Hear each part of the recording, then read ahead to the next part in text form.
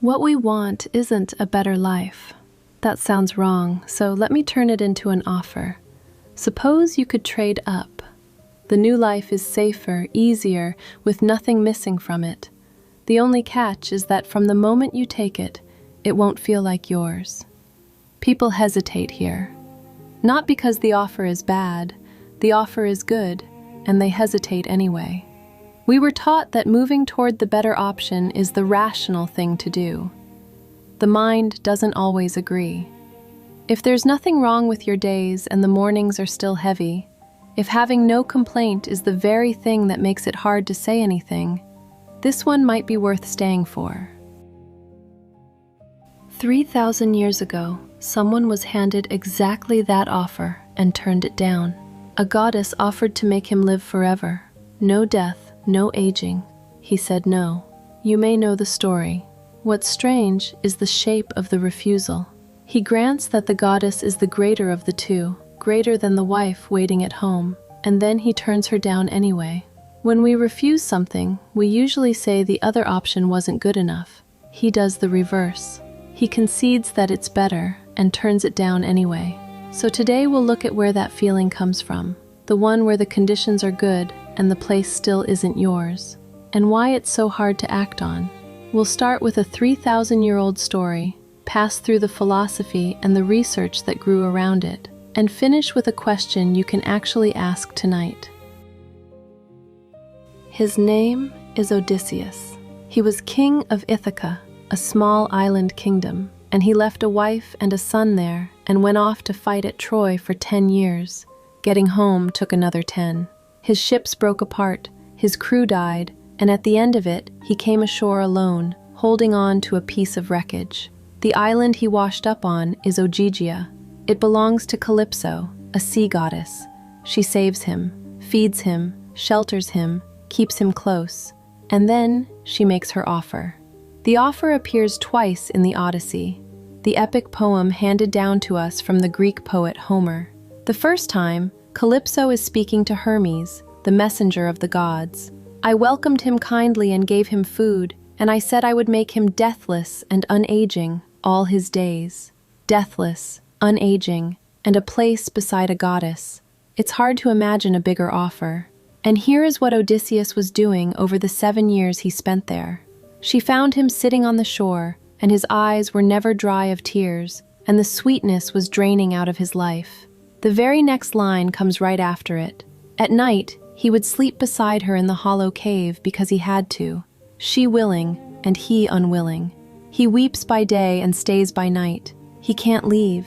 He can't stand staying either. 7 years of that. It's a harder scene than what I'm about to compare it to, and Homer doesn't soften it.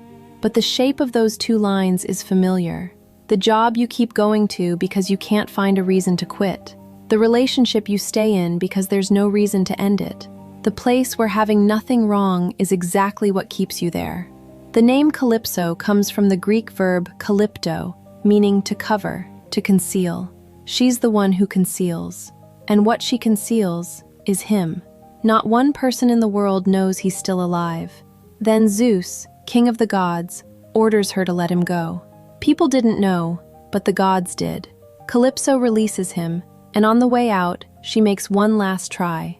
If you knew in your heart the full measure of suffering you are fated to fill before you reach your own country, you would stay here and keep this house with me, and you would be deathless. Then she adds that she's the equal of the wife he keeps talking about, at the very least. She means Penelope. She isn't wrong either. Penelope is mortal.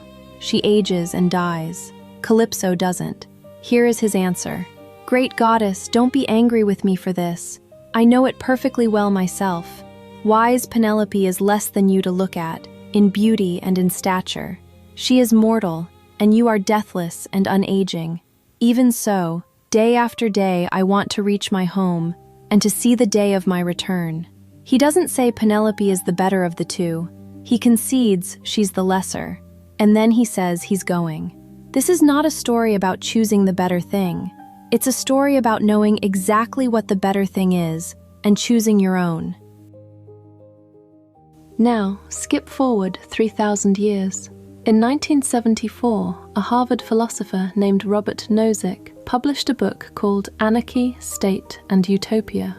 Inside it, there's a thought experiment, which is an experiment you only ever run in your head. Here it is in his own words. Super-duper neuropsychologists could stimulate your brain so that you would think and feel you were writing a great novel, or making a friend, or reading an interesting book. All the time, you would be floating in a tank, with electrodes attached to your brain. Should you plug into this machine for life, pre-programming your life's experiences? That's the experience machine. From the inside, it's flawless. The feeling of having finished the novel, the feeling of being loved, all of it is there. Exactly one thing is missing. None of it ever happened. Nozick expected most people to refuse, and he set out 3 reasons why. 1. We want to do things, not just to have the sensation of having done them. 2. We want to be someone, rather than what he calls an indeterminate blob floating in a tank. 3. We want to make an actual difference in the world. His conclusion was that something matters to us in addition to experience. Hold those 3 up against the island. Odysseus did nothing. Nobody knew who he was. He left no mark on anything. The island wasn't fake. And even so, everything Nozick says the machine leaves out was missing there too. So is this just philosophers playing games? The machine hands you every good feeling and nothing that counts as yours. Nobody can build it, but the question underneath it can be tested. Do feeling good and meaning something actually come apart? In 2013, a team led by the American psychologist Roy Baumeister surveyed close to 400 adults, 3 times over the course of a month. They measured happiness and meaning separately to see whether the 2 actually come apart. They did separate in that study. 2 findings are enough here. Getting what you want and having your needs met raised happiness and had almost nothing to do with meaning. And this next one stings a little. The higher people's worry and stress ran, the higher the meaning went and the lower the happiness. At the end of the paper, there's a single paragraph, a portrait of what a happy but meaningless life looks like. Happiness without meaning characterizes a relatively shallow, self-absorbed or even selfish life in which things go well, needs and desires are easily satisfied, and difficult or taxing entanglements are avoided. Things go well, wants are easily met, nothing taxing to get tangled in. That's the island. Not that he was a shallow man, just that the island was that kind of place. Most of what we picture when we picture paradise looks a lot like that paragraph.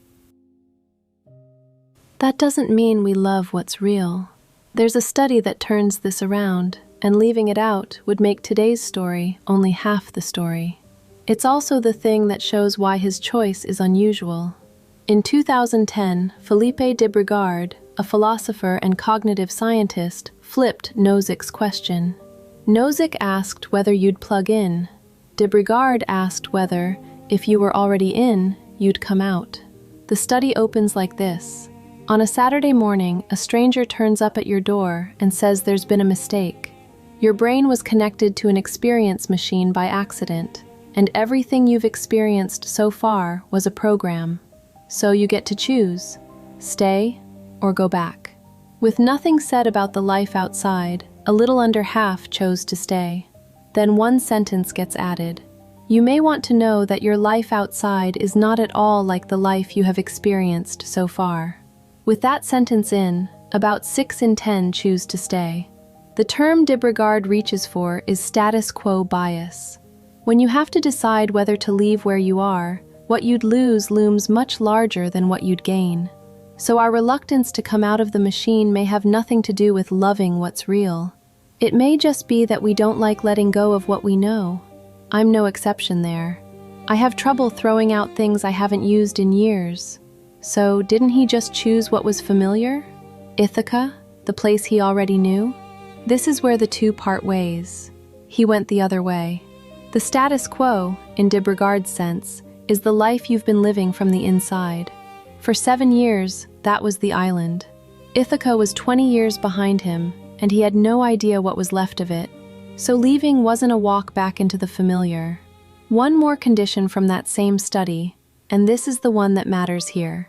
In it, people were told the outside is worse, that out there you're an inmate in a maximum security prison. Now, nearly 9 in 10 stay. Tell people that leaving will cost them, and they stop moving almost entirely. What Odysseus was told was the same kind of thing. Not prison, but a warning from Calypso herself that the way home would cost him dearly. He went anyway. The exact opposite of where the bias pushes you. And the Baumeister study points the same way. Meaning clustered on the side with the worry and the strain. That's the side he took. Not the easier one, the harder one. That's a pattern in the data, not a prescription. Nobody's telling you to make your life harder. None of this makes de Brigard wrong. We do mostly hold on to what we know. That's just how people are. Odysseus isn't a real person either. But of all the stories people have invented, this is one of the few still being retold 3,000 years later. We keep it around, I think, because we don't want that bias to be the whole story of who we are. One thing to take with you. The difficulty is this. From the inside, you can't tell whether the place you're in is an island. When the conditions are bad, it's easier, because bad is itself a reason. When the conditions are good, no reason presents itself. So it might be worth turning Nozick's question around on yourself. Not whether you would plug in, but which of the things already here have to be real. Tonight, lay out what you're putting up with. The job you keep showing up to, the relationship you're holding on to, the thing you can't set down. Then hold each one up against that question. Does this have to be real? Some of them won't need to be. Fake or not, comfortable is still comfortable. The habits you keep because you're used to them. The meetup you've been going to for years without ever deciding to. But one of them will answer differently. Something like, if that one weren't real, I couldn't stand a day of it. If one of them answers that way, write it down. That one is your Ithaca. Comfort doesn't point anywhere. That one does. Back to where we started. What we want isn't a better life. Hopefully that lands a little differently now. It isn't an argument for turning down what's better. It's that you can admit something is better and still know it isn't yours. Both of those can live in the same person at once. Odysseus managed both. He didn't talk the goddess down, and he didn't talk his own life up. He saw both clearly, and then he chose a direction. Those 7 years on the shore, weeping, stay with me too. He didn't hold out because he was sure. He held out in tears, every day. So we don't have to have the answer tonight either. It might be enough to know which way we're facing while we wait. He has just conceded that the goddess is the greater of the two. Here's what he says next. Even so, day after day I want to reach my home and to see the day of my return. Thank you for staying with me all the way here. It's better, I'll give you that.